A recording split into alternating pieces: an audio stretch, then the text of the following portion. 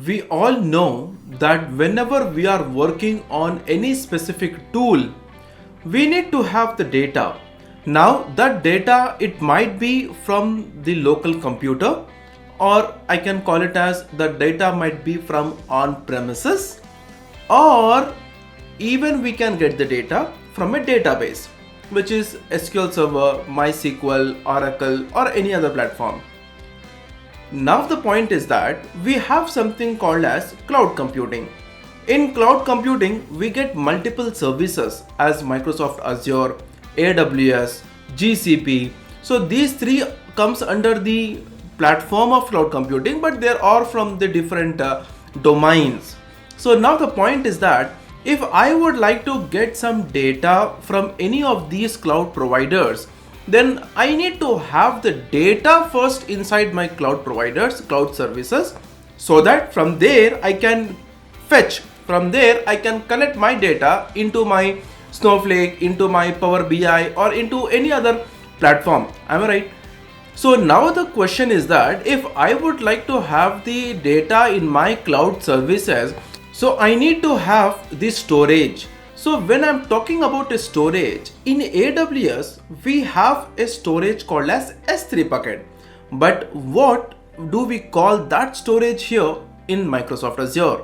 Hi, I'm M. Asif Hussain from KnowHow Academy. What are we going to learn in this video? We are going to learn and understand how to create a storage account in Microsoft Azure. So by the end of this video, you could able to create one storage account using Microsoft Azure. So that will be helpful for us in order to get the data into Snowflake. So let's watch it till the end. My dear viewers, here I have logged in into my portal.azure.com. Okay.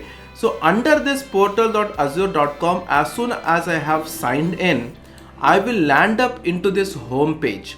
So in this home page, we can see that the Microsoft Azure is providing multiple services.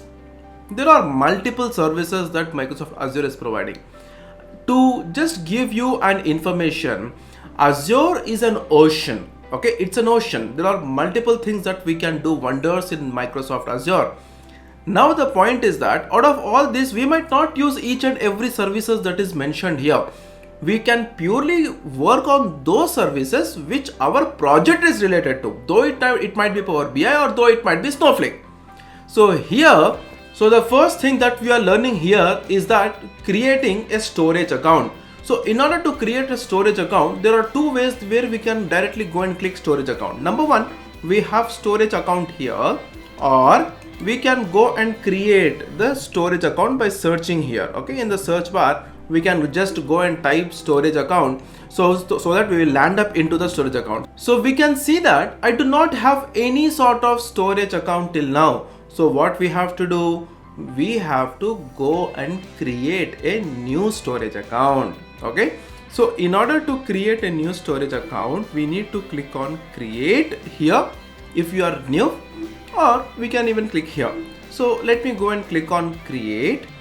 As soon as I click on create, it is asking me some details to fill up. We all are using this particular storage account as a free trial perspective. Okay, we are using a free trial version here.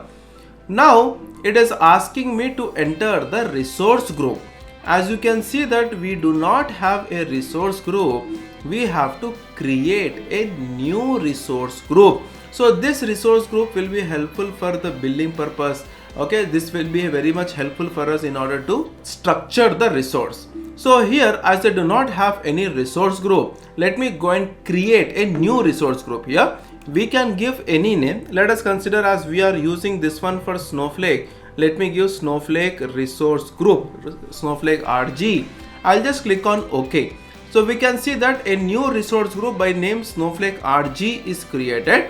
Now I have to give the storage account name. The storage account name, let us give any name of our choice. Let me give this one KNOWHOW.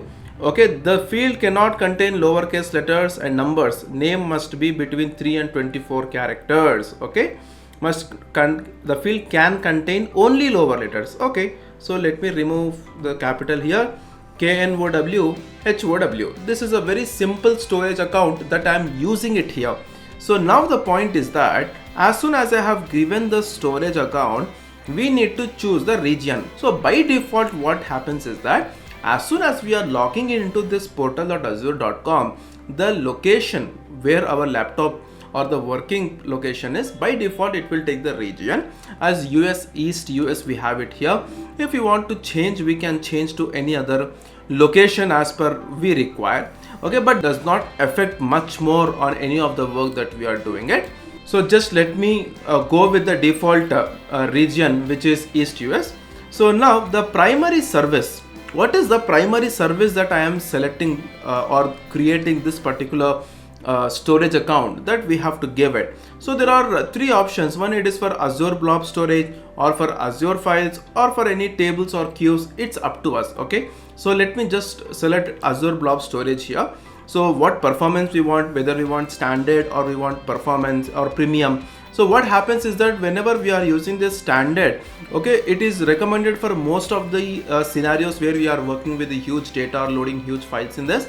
Or premium, it is required for scenarios that require the low latency. So it's better we go with the standard. And redundancy, the redundancy, if you would like to talk about, so we will be having a lot of capabilities when we go with the geo redundant storage. If we are not working with heavy files with which we are having with a heavy data or a huge data size, it is better to go with LRS, which is locally redundant storage. So it is better to go with geo redundant storage, because we, as of now, I might predict that my data is very less, but in future when I am working, I might load huge files, huge data. So at that time this should not be a problem.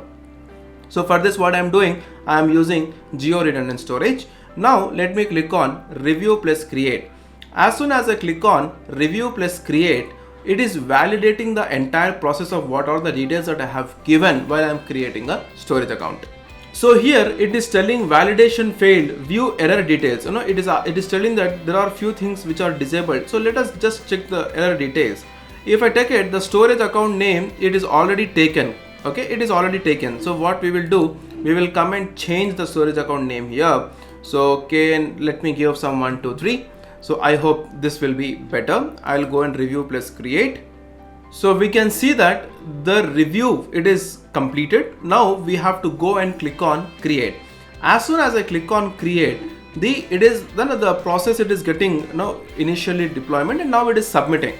Okay, it will take hardly 1 minute of time to just completely create this one. So let's wait for that. Alright, so we can see that the deployment is successful and we have successfully created our storage account.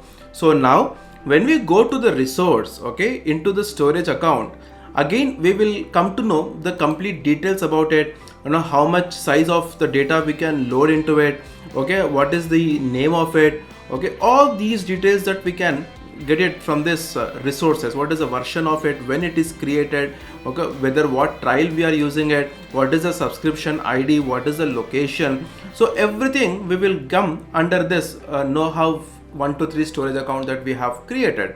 So after this, what we have to do, that's the different part that we will be learning it soon. So my dear viewers, in this video we have learned how to create a storage account in Microsoft Azure. Thank you for choosing KnowHow Academy as your source for IT knowledge. We are always here to help you to navigate the tech world. If you have any questions, do not hesitate to reach out. It's been a pleasure sharing this information with you. Stay curious and keep learning.